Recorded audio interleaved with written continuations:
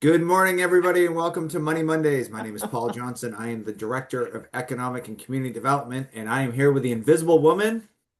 Belinda Ray, the Director of Strategic Initiatives. I apologize. My laptop camera, my camera, it's the wrong camera. It's not working, and I don't have time to deal with that. So you're going to have my voice and not my visage this morning. Beautiful. Well, Yep. hey, listen, I'll get us started. Okay. My topic today is I'll let Belinda share the slides. Oh, my Lord. Yeah, you would think this would be a little not so hard.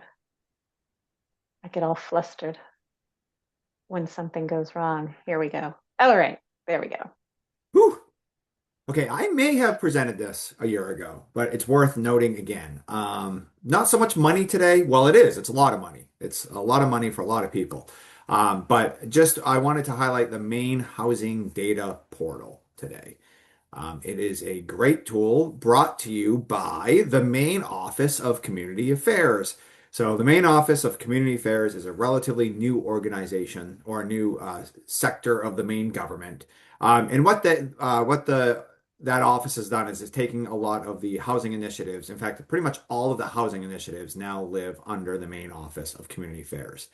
In particular, you may have heard of us talk about the Housing Opportunity Program. The Housing Opportunity Program, GPCOG receives funding from the Housing Opportunity Program. We have in the past. We're currently doing lots of projects with different municipalities that are, quote, no cost to the municipality because we receive funding through the Housing Opportunity Program. We are staffing a couple of committees. We have done a few land use ordinance audits. We've done some fiscal analysis of housing choices. We've done all sorts of activities that have been free or little cost to the municipality. That program or this wave of the program is wrapping up. We're hoping to get more funding to do another round of those types of technical assistance. But the reason why is if you haven't checked it out, it is worth checking out the next slide, which is it lives in Maine Housing, but it's the Maine Housing Data Portal, and it's been updated, it's been improved, and if you ever have those pressing questions about your town, about your county, the snapshot of the demographics, the income, the jobs, the housing supply, rental affordability. All of that is right there on the housing data portal. So kudos to the state and the Maine Office of Community Affairs and also Maine Housing to make this data in this effort be readily accessible to all of us. And if you ever are asking yourself, man, I wish I knew what that data was off the top of my head, that link is a perfect place to get started. So I hope you take the time to check it out. They've done a lot of work for it and it's super helpful. Awesome. Thanks, Paul. And we were a big part of that, Yep. the And we housing still data are. portal, Yep. and we still Yep. are. Yeah, because I know Rick is working to update numbers still from a few communities. I think he's got a lot of them in there, but Yep, yeah. exactly. So, All right. Well, enjoy everybody looking at my box full of money with no head in it while I tell you about BRIC, but I'm not going to just talk about BRIC. I talked about BRIC last week, but there were some questions in the chat about the national competition. So I just wanted to make sure I gave you that information today. Um, the national competition has the same purpose as BRIC. And if you missed that webinar, you can always go back and take a look. It was just last week, or you can just ask me for the slides. I'd be happy to send them your way. It's the same purpose, so I gave you the same pictures for that from last week. I did not update the pictures. But the purpose of this one, like BRIC, is to fund hazard mitigation activities, really trying to make the infrastructure resistant, resilient to future weather disasters, severe weather storms, all of those kinds of things, and lower future disaster costs by not having to replace these things over and over again and not incurring the disaster cost in the first place. So the national competition, same purpose, but more money is the big difference here. 20 million max per grant. 150 million can be given out per state. So you can imagine that's like 7, 8 grants of 20 million last person's going to have to get 10, or everybody's going to have to be a little less than that. But that's a lot more because the BRIC one, there's a maximum of 3 million to distribute across the state, and 1 million of that is for building code activities. So BRIC is going to fund things that are like 200,000, 100,000, 5,000, much smaller things. The national competition will fund up to 20 million per grant. So this is your big infrastructure project. So if you have one that you think is worthy of this, what you are going to do is the same thing you do if you want to apply for the BRIC grant, and that is reach out to Christine Whelan. She is our state hazard mitigation officer for MEMA. This is the email to use. With Christine, you will complete an eligibility check just to make sure your project is going to be eligible, fits the bill. And then if she says, yeah, it is, you can go ahead and request access to the BRIC application and you can enter the national competition. Now, there is no limit on the number of applications that can be submitted from Maine. MEMA already has several communities that are applying for the national competition, but again, yeah, no limit. So you can get in there too. It's only limited by the amount that can come back. But if you have a worthy project, check in with Christine and you can get into that competition as well. All right, so FEMA is busy. They've been busy. I think you've probably heard they've been busy in the news. And one way they've been busy is by reopening BRIC this year. And then another announcement just came out that they're reopening this flood mitigation assistance program. They amended the NOFO for the FY24 flood mitigation assistance program, and it's reopened the application period.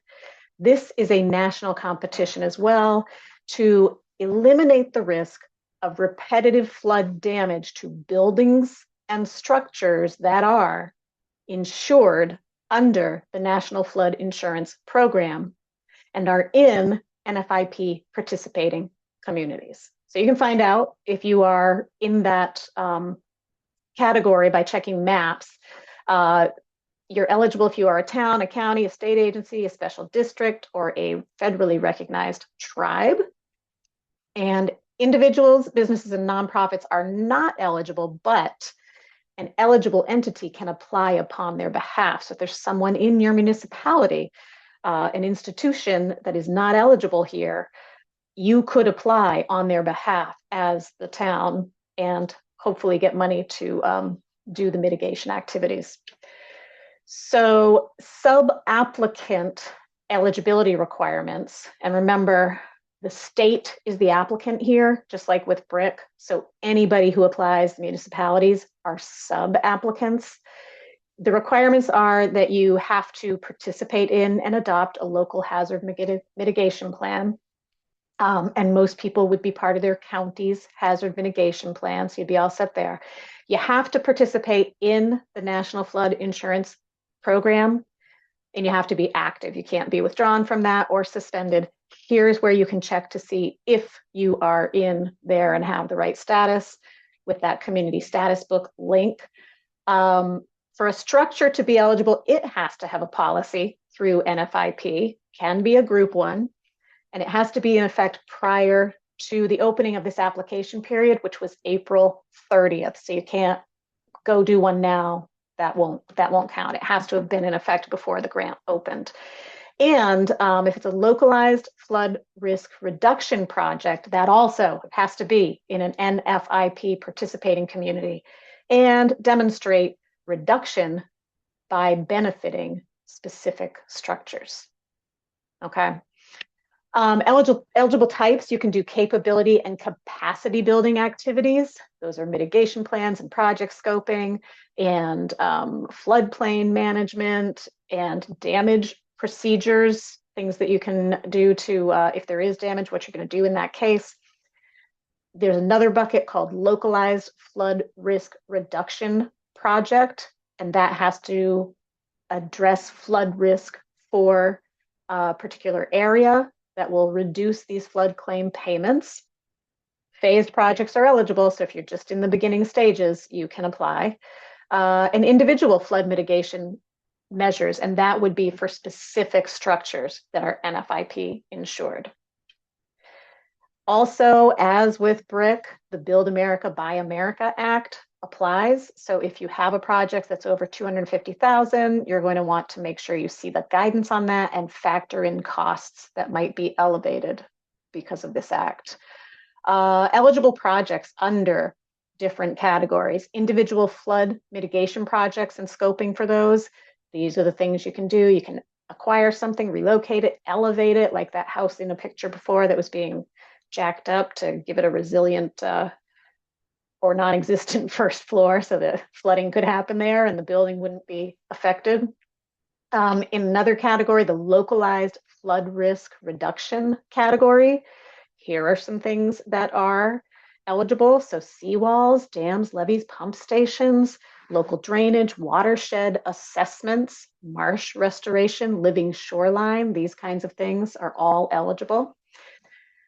And I'll just review key features here. So it is, the funding is variable. There's that max. Well, I don't think they gave us a max. It's variable, but here's what they have available nationwide. So for the capability and capacity building, there's 60 million to be divided up. For localized flood risk reduction, it's 420 million. And for individualized flood mitigation, 120 million. The cost share varies a little bit depending which one you're going for. So if it's a capability and capacity building activity, there's a 75-25 split with the federal government. If it is for individual flood mitigation activities, it can be anything from you don't have any cost share to that 25%, depending on the severity of the repetitive nature of the damage. So if it is a severe repetitive loss, you're going to get that 0%. If it's a repetitive loss, I think you're at 10 or something. And if it's if it's in a lesser category, then you're up to the 25. The cost share can be cash or in kind.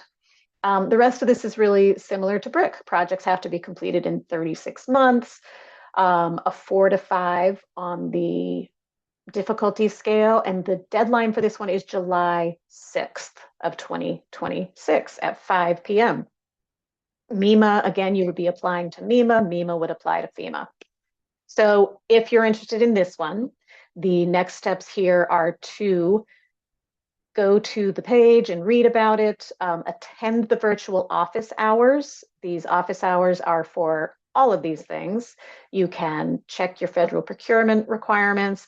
Whatever you do, just reach out to MEMA first through that email and make sure your project's eligible.